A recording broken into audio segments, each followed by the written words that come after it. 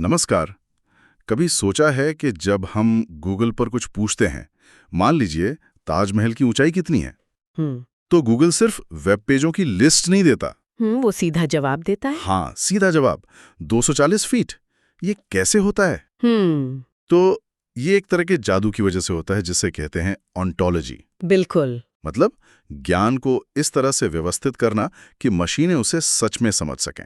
हाँ, और आज हम पर्दे के पीछे की इसी दुनिया में झांकने वाले हैं। हमारा विषय है ऑन्टोलॉजी इंजीनियरिंग। और इसके लिए एक बहुत ही पावरफुल टूल है, प्रोटीजे। जी। हमारे पास जो स्रोत है वो the Protégé manual, mastery of ontology engineering का एक हिस्सा है, जो इस काम को सही ढंग से करने की बेस्ट प्रैक्टिसेस पर बात करता है। तो आज का हमारा मिशन है इन बेस्ट प्रैक्टिसेस को समझना। ये सिर्फ एकेडमिक बातें नहीं है, ये वो नियम है जो तय करते हैं कि आर्टिफिशियल इंटेलिजेंस हमारी दुनिया को कितनी सटीकता से समझेगा। लेकिन शुरू करने से पहले ऑन्टोलॉजी इंजीनियरिंग को अगर किसी को बहुत ही सरल शब्दों में समझाना हो तो कैसे समझाएंगे? इसे ऐसे सोचें कि हम मशीन के लिए एक बहुत ही विस्तृत और लॉजिकल विश्वकोश, एक एनसाइक्लोपीडिया बना रहे हैं। अच्छा, एक एनसाइक्लोपीडिया। हाँ, ये सिर्फ तथ्यों की लिस्ट नहीं है। इसमें हम हर चीज जैसे इंसान, शहर, बीमारी, इन सब तो परिभाषित करते हैं। ओके।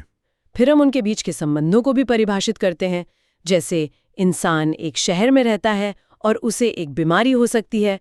तो ऑन्टोलॉजी इंजीनियरिंग उस एनसाइक्लोपीडिया को बनाने का विज्ञान और कला है। मतलब सिर्फ डेटा स्टोर नहीं करना। नहीं, बिल्कुल नहीं। इसका लक्ष्य है कि कंप्यूटर डेटा के मतलब और कॉन्टेक्स्ट को समझे। क्या बात है। मशीन के लिए एक विश्वकोश, ये एक बेहतरीन तरीका है ऐसा समझने का। और प्रोटेजे वो टूल है जिससे ये एनसाइक्लोपीडिया लिखी जाती है। जी। स्रोत ये भी बताता है कि ये OWL जैसे मानकों का उपयोग करता है। क्या हम OWL को एक तरह की सार्वभौमिक व्याकरण मान सकते हैं, जो ये पक्का करती है कि अलग अलग सिस्टम एक ही चीज का मतलब एक ही समझें? आपने बिल्कुल सही पकड़ा। OWL यानी वेब ऑन्टोलॉजी लैंग्वेज वही काम करता है। यह एक स्टैंडर्ड है जो सुनिश्चित करता है कि आपने भारत में बैठकर जो बीमारी की परिभाषा बनाई है, उसे अमेरिका में बैठा कोई दूसरा सिस्टम भी ठीक वैसे ही समझेगा। प्रोटीजे इसी व्याकरण का इस्तेमाल करके हमें मदद करता है। ठीक है। और स्रोत के अनुसार शुरुआत बहुत सीधी है। लेटेस्ट वर्जन डाउनलोड करें और उसके इंटरफेस को थोड़ा समझें। अच्छा, जैसे कि क्लासेस, प्रॉपर्टीज, ये सब? हाँ, बिल्कुल। क्लासेस यानी कॉन्सेप्ट्स, प्रॉपर्टीज यानी रिश्ते और इंडिविजुअल्स यानी उदाहरण। ठीक है, तो सेटअप सीधा है। अब आते हैं उस हिस्से पर जहां असली कारीगरी है, बेस्ट प्रैक्टिसेस। स्रोत 7 प्रमुख प्रथाओं की बात करता है। जी। तो इसे अपनी इंसाइक्लोपीडिया बनाने के सफर की तरह देखते हैं। पहला कदम है एक स्पष्ट उद्देश्य परिभाषित करें। ये तो किसी भी प्रोजेक्ट के लिए जरूरी लगता है, लेकिन यहाँ इसकी क्या खासियत है? यहाँ ये इसलिए और भी ज्यादा जरूरी है क्योंकि आप ज्ञान के एक पूरे ब्रह्मांड को मैप करने की कोशिश कर रहे हैं। सही बात है। अगर आपका उद्देश्य स्पष्ट नहीं है तो आप भटक सकते हैं। इंसाइक्लोपीडिया किस विषय पर होगी? क्या ये मेडिकल डायग्नोसिस के लिए है या फिर एक ई-कॉमर्स वेबसाइट के लिए? अच्छा, मतलब इसके यूजर्स कौन होंगे? हाँ, बिल्कुल। क्या वो डॉक्टर होंगे या आम खरीदार? ये सवाल शुरू में ही तय करता है कि आपकी इंसाइक्लोपीडिया गहरी और फोकस्ड बनेगी या फिर बस चौड़ी और सतही। मतलब बिना लक्ष्य के वो सिर्फ एक अकादमिक अभ्यास बन के रह जाएगी। बिल्कुल, किसी काम की नहीं होगी। समझ गया। मतलब पहले ये तय करना कि हम कैंसर की बीमारियों पर एनसाइक्लोपीडिया लिख रहे हैं या दुनिया के सारे संगीत पर। ठीक है, तो एक बार हमने अपना विषय चुन लिया।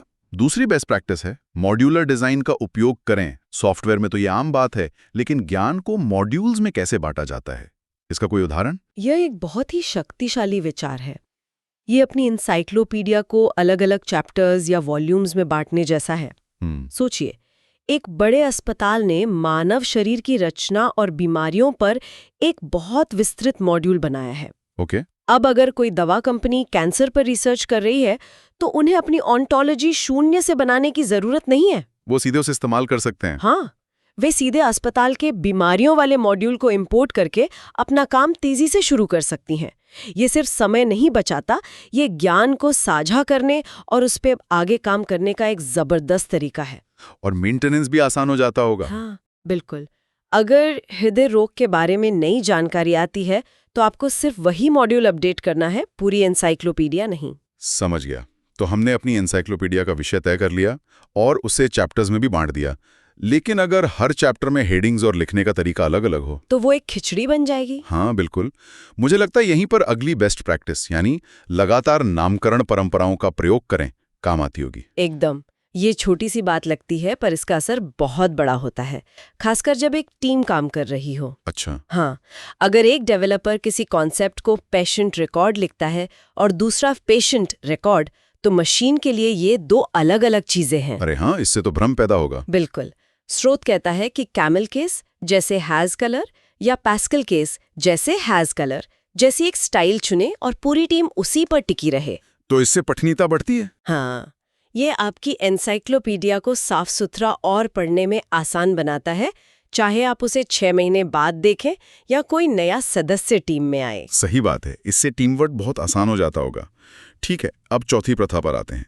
मौजूदा ऑन्टोलॉजी का लाभ उठाएं। यहाँ मुझे एक सवाल पूछना है, क्या इसमें खतरा नहीं है? हो सकता है किसी और की बनाई ऑन्टोलॉजी हमारे काम के लिए 90% सही हो, लेकिन उस आखिरी 10% को बदलने में कहीं ज्यादा मेहनत लग जाए। ये एक बहुत ही वाजिब सवाल है और इसका जवाब हाँ है, ये एक जोखिम हो सकता है। अच्छा। इसीलिए किसी बाहरी ऑन्टोलॉजी को इस्तेमाल करने से पहले उसकी अच्छी तरह से जांच परख करना जरूरी है। क्या वो अच्छी तरह से डॉक्यूमेंटेड है? क्या वो आपके डोमेन के साथ फिट बैठती है? लेकिन स्रोत जिस दोहरे लाभ की बात करता है वो ज्यादातर मामलों में इस जोखिम से कहीं बड़ा होता है। पहला, समय बचता है।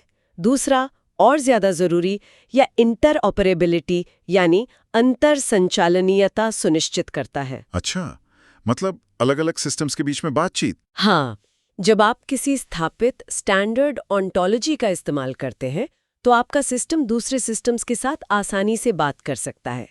ये अपनी एनसाइक्लोपीडिया को दुनिया की दूसरी लाइब्रेरियों के साथ जोड़ने जैसा है। तो ये एक ट्रेड ऑफ है जिसे सोच समझ के चुनना होता है। ये मुझे अगले बिंदु पर लाता है जो मुझे हमेशा परेशान करता है। बताइए।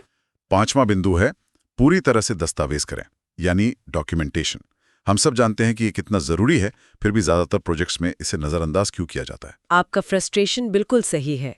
इसे अक्सर एक थकाऊ काम की तरह देखा जाता है। हाँ? लेकिन ऑन्टोलॉजी के मामले में ये एक बहुत बड़ी गलती है।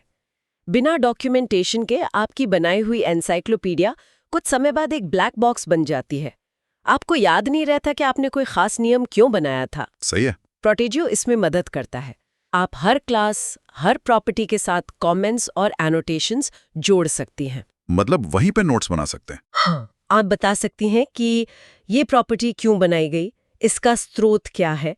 ये भविष्य के डेवलपर्स या भविष्य के आपके लिए एक रोड मैप छोड़ने जैसा है। ये सिर्फ क्या है ये नहीं बताता, बल्कि क्यों है ये भी बताता है। बिल्कुल सही। अच्छा, तो टूल खुद ही आपको डॉक्यूमेंटेशन के लिए उकसाता है। ये बहुत अच्छा है। अब हम अपनी एनसाइक्लोपीडिया के छठे कदम पर हैं, नियमित रूप से मान्य और परीक्षण करें।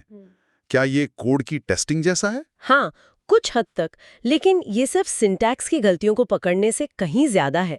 ये आपके एनसाइक्लोपीडिया के अंदर के लॉजिक को चेक करता है। लॉजिक को? कैसे? प्रोटेजे में एक रीजनर नाम का टूल होता है जो एक तरह का लॉजिक चेकर है। मुझे क्लासिक उदाहरण याद है। बताइए। मान लीजिए हमने एक नियम बनाया कि हर स्तनपाई जानवर जमीन पर रहता है और दूसरा नियम बनाया कि व्हेल एक स्तनपाई है। दोनों नियम अलग-अलग तो सही लगते हैं। हाँ, लेकिन जब वीजनर चलाया गया तो उसने तुरंत एक विरोधाभास, एक कॉन्ट्रडिक्शन पकड़ लिया, क्योंकि व्हेल जमीन पर नहीं रहती। अरे वाह! ये रीजनर ऐसे तार्किक विरोधाभासों को पकड़ता है और ये सुनिश्चित करता है कि आपकी एनसाइक्लोपीडिया के नियम आपस में एक दूसरे का खंडन न करें। वाह! तो ये एक तरह का फिलोसोफर है जो आपके नियमों पर सवाल उठाता है ताकि उनमें कोई झूल न रह जाए। हाँ हाँ, बिल्कुल। बहुत दिलचस्प। और अब हम आते हैं 7वीं और आखिरी बेस्ट प्रैक्टिस पर। हितधारकों को शामिल करें, यानी एंगेज स्टेक होल्डर्स। ये सुनने में थोड़ा कॉर्पोरेट लगता है, पर मुझे लगता है ये बहुत जरूरी होगा। ये शायद सबसे जरूरी कदम है। ऑन्टोलॉजी बनाना सिर्फ एक तकनीकी काम नहीं है। इसे असल दुनिया के ज्ञान को सही सही दर्शाना होता है, और ये काम उस विषय के विशेषज्ञ यानी डोमेन एक्सपर्ट्स के बिना नहीं हो सकता। सही बात है। मैंने एक प्रोजेक्ट देखा था जहां डेवलपर्स की एक टीम ने एक बेहतरीन तकनीकी रूप से परफेक्ट ऑन्टोलॉजी बनाई। लेकिन जब उन्होंने इसे डॉक्टरों को दिखाया तो उन्होंने कहा ये हमारे काम करने के तरीके से बिल्कुल मेल नहीं खाती। ओहो, मतलब सारी मेहनत बेकार। हाँ, क्योंकि डेवलपर्स ने डॉक्टरों से बात ही नहीं की थी। नतीजा, वो पूरा प्रोजेक्ट बेकार हो गया। तो फीडबैक बहुत जरूरी है। लगातार फीडबैक लेना ये सुनिश्चित करता है कि आपकी एनसाइक्लोपीडिया सिर्फ तकनीकी रूप से सही नहीं बल्कि व्यवहारिक रूप से उपयोगी भी हो। तो अगर मैं इस पूरे सफर को संक्षेप में देखूं, जी, हमने पहले अपनी एनसाइक्लोपीडिया का विषय मतलब उद्देश्य तय किया, फिर उसे चैप्टर्स यानी मॉड्यूलर डिजाइन में बांटा। हमने सुनिश्चित किया कि लिखने का तरीका एक जैसा हो, नामकरण। हमने दूसरी लाइब्रेरियों से ज्ञान लिया, पुनरुपयोग, और हर चैप्टर के बारे में नोट्स बनाए, डॉक्यूमेंटेशन। बिल्कुल। फिर हमने एक लॉजिक चेकर से उसे प्रूफ रीड करवाया, सत्यापन। और अंत में हमने विषय के विशेषज्ञों से सलाह ली, हितधारकों को शामिल करना। अगर इन 7 कदमों का पालन किया जाए तो नतीजा एक ऐसी ज्ञान संरचना होती है जो मजबूत, भरोसेमंद और सच में उपयोगी होती है। बिल्कुल सही।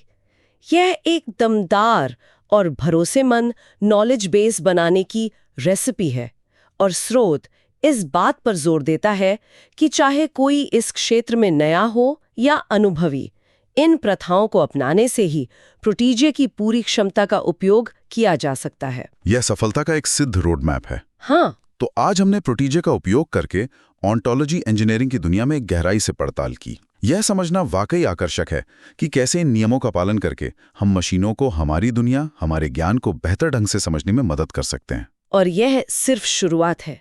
जैसे जैसे ये ऑन्टोलॉजीज ज्यादा जटिल और व्यापक होती जाएंगी, मशीनों की समझने की क्षमता भी उतनी ही बढ़ती जाएगी।